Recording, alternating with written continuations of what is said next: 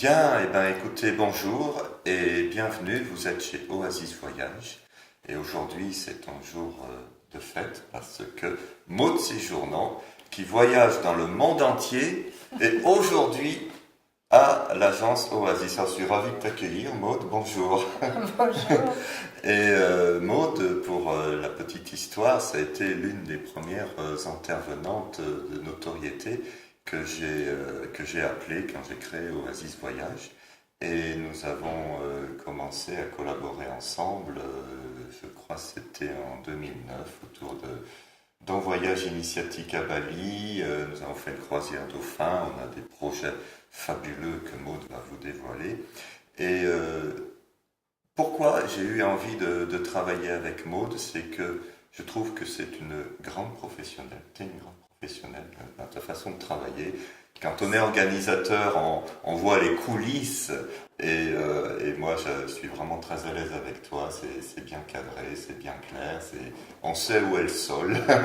Et puis je trouve que tu as une grande, j'appellerais une grande maturité, c'est-à-dire je vois que tu as beaucoup de sagesse, de pertinence. Tu n'es pas une femme, je dirais, de complaisance. Tu fais pas du New Age commercial. Tu as vraiment une certaine, peut-être, exigence. Et j'aime beaucoup ça, ce qui fait que les groupes qui partent avec toi, je les sens vraiment dans son engagement et dans une recherche de la conscience fine d'eux-mêmes. En tout cas, c'est ce que j'avais envie de te partager et ce sont les qualités que je reconnais en toi. Alors, qu'est-ce qui t'excite? Où est-ce que tu vas emmener tes prochains groupes? Bon, je sais un peu la réponse, mais voilà. Qu'est-ce Alors, que tu as décidé moi de proposer? bon, prenons de manière chronologique d'abord les Galapagos qui seront en février. Voilà. C'est un lieu qui m'attire depuis très longtemps. Très longtemps. Je me suis dit, un jour, j'irai aux Galapagos. Et ces derniers mois, depuis qu'on a lancé ce projet et que c'est devenu une réalité, de proposer cette aventure, j'ai voulu me préparer personnellement à être en contact profond avec les esprits animaux.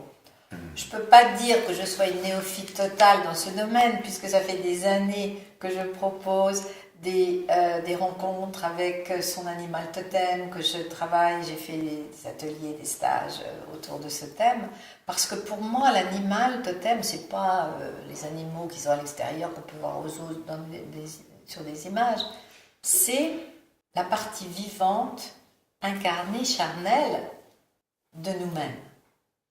Nous sommes dans ce corps animal, nous sommes des mammifères après tout, n'oublions pas ça. Nous mettons bas, comme les grands mammifères, et nous avons 99,5% de gènes similaires aux grands singes, par exemple. Donc de dénier notre nature animale serait incongru, bizarre. Bien sûr, si nous n'étions que cela, nous ne serions que des animaux. Si nous sommes des humains, c'est parce que nous avons la conscience de notre être conscient, divin en nous, qui est absolument fondamental. Et c'est en faisant cette alliance entre notre moi divin, une ouverture profonde justement au ciel, le soleil qui est au-dessus de nous, et à cet aspect qui vient de la terre, des minéraux, les os, c'est quoi? Le calcium, le magnésium, ça vient de la terre, tout ça. Et tous les animaux qui sont autour de nous sont faits aussi de cela. Et de reconnaître, d'aimer et d'embrasser cette partie animale. Parce que l'on voit aussi, alors ça c'est ma petite digression sur les animaux, Oui, vas-y. les animaux sont multiples sur la planète. Quand on voit le nombre d'espèces animales, c'est un miracle de se dire que la vie a su créer tant de formes différentes. Je m'émerveille toujours de ça, en voyant la créativité divine par rapport à ces formes-là.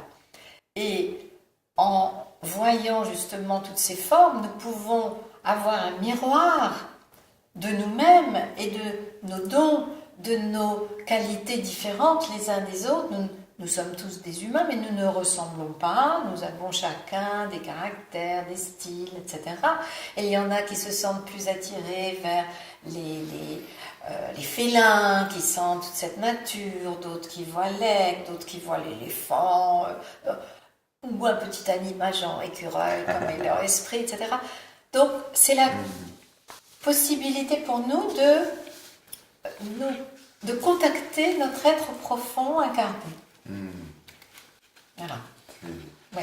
En tout cas, je vois au Galapagos, entre les otaries, les raies, les tortues, et vous allez aussi plonger les iguanes, etc. Ça va être quelque chose.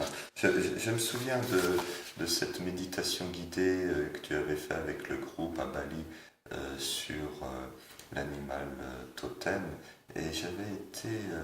je me suis dit, qu'est-ce qui va se passer? Il y avait une certaine crispation, et puis je me souviens que c'était tellement doux ta manière de nous accompagner, de nous amener très progressivement à la rencontre de cet animal totem.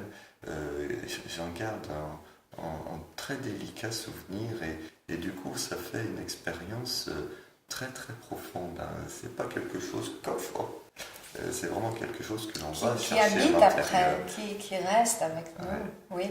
Et c'est important d'être doux parce que moi, dans mon approche où j'étais dans cette dimension chamanique, j'ai compris aussi qu'il était nécessaire de l'adapter à notre nature occidentale de maintenant, dans le cadre de notre culture. Je viens de cette culture. Et mon don ou ma mission, c'est de savoir faire le pont entre ces cultures traditionnelles qui quelquefois peuvent être un peu rudes.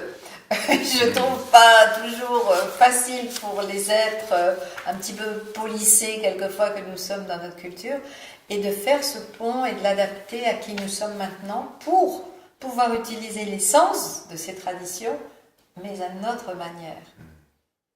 Et on n'a pas besoin, par exemple, d'agiter des plumes forcément ou de jouer du tambour pour rentrer dans un état altéré de conscience. On peut le faire très facilement avec... Moi, tu as dit un jour une parole qui m'a marqué. La question, ce n'est pas de rentrer en transe, mais c'est de sortir de la transe qui est inconsciemment installée dans nos vies. Et ça m'est vraiment resté parce que j'ai trouvé ça vraiment très très pertinent, quoi, et très très juste. Alors je vois sur le programme des Galapagos également, en tant que sur l'île d'Isabella, qui est une île qui est inhabitée, hein, où on peut passer quelques heures, une cérémonie roue de la médecine, relation Terre-Soleil. Voilà, la roue de la médecine est la boussole intérieure qui nous aide à guider notre vie. Et après ça, c'est baignade, bain de soleil, promenade, etc. Alors, quand je vois ça, je me dis, la cérémonie doit être quand même assez intense. Est-ce que tu peux nous dire 2-3 mots? Comment tu utilises la roue de la médecine au Galapagos, en Islande, à Bali? C'est justement des endroits privilégiés pour faire cela, puisque nous sommes directement en rapport avec, on verra le soleil, on verra où il s'est levé, on fera attention à ça, il n'y a pas les immeubles qui nous empêchent de le voir, donc on verra cela, et comment justement les animaux savent se mettre dans certaines directions pour profiter du soleil à certains moments, etc. Eux, ils savent le faire d'une manière instinctive, et c'est pour nous remettre justement dans cette conscience de notre relation de la Terre au soleil. Parce que nous vivons en permanence, les saisons c'est ça, les jours c'est ça, c'est la relation Terre-Soleil. Et je pense que lorsque on se remet dans cette relation, eh bien, c'est notre religion personnelle, religion voulons dire, se relier, se savoir relier au reste du cosmos. Et c'est cette relation qui est absolument fondamentale et qui fait que nous sommes un être équilibré, en paix et en autonomie. Puisque il n'y a pas de guide à suivre, il n'y a pas une personne qui sait mieux que nous, C'est nous qui voyons comment fonctionne la Terre et le Soleil ensemble. Est-ce que toi, personnellement, tu as un animal de prédilection? Est-ce que tu veux le dire ou le garder pour toi?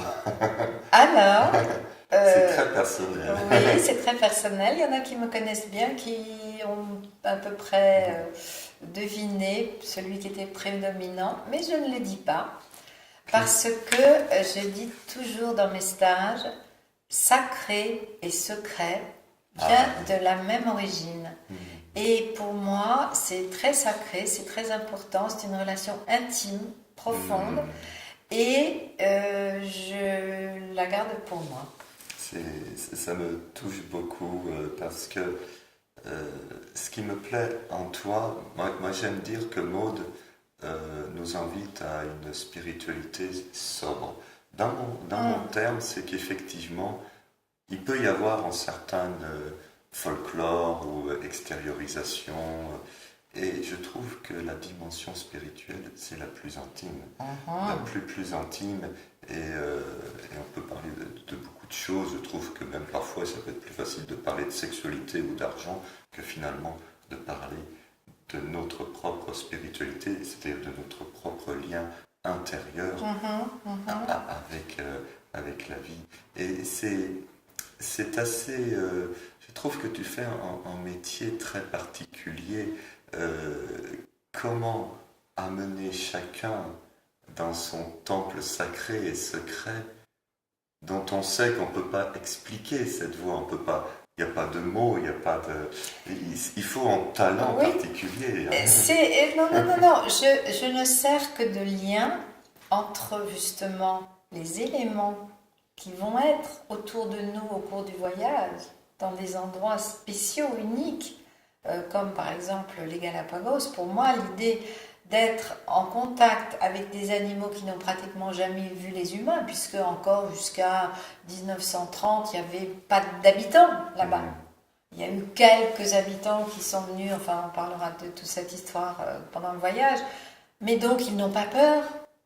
Ça a été protégé extrêmement vite, c'est devenu une réserve très vite.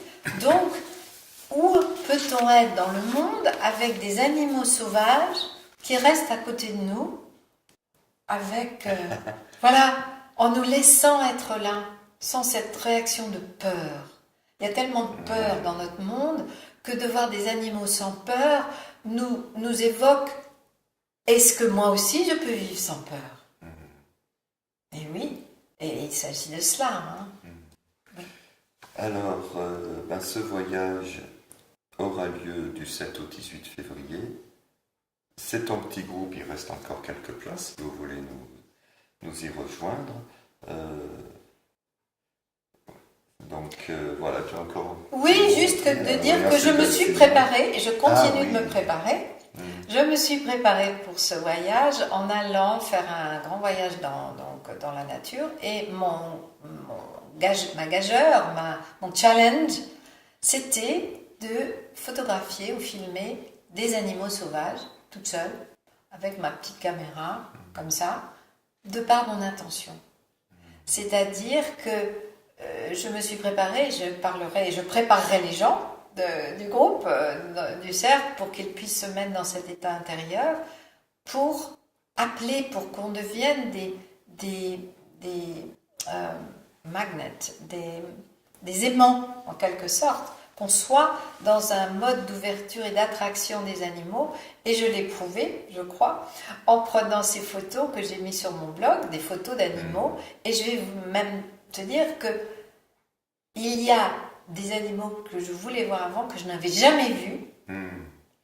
Je ne pensais jamais les voir. Et là, de par cette intention et de ce travail intérieur que j'ai fait, eh bien, je les ai vus, je les ai mis sur les blogs, et on peut en regarder depuis des bisons, des antilopes, des élans, des marmottes, des aigles, des éléphants de mer, et plus tard des baleines, etc. Donc, voilà, ça marche. Le blog, c'est Maud Séjournant en un seul mot.com.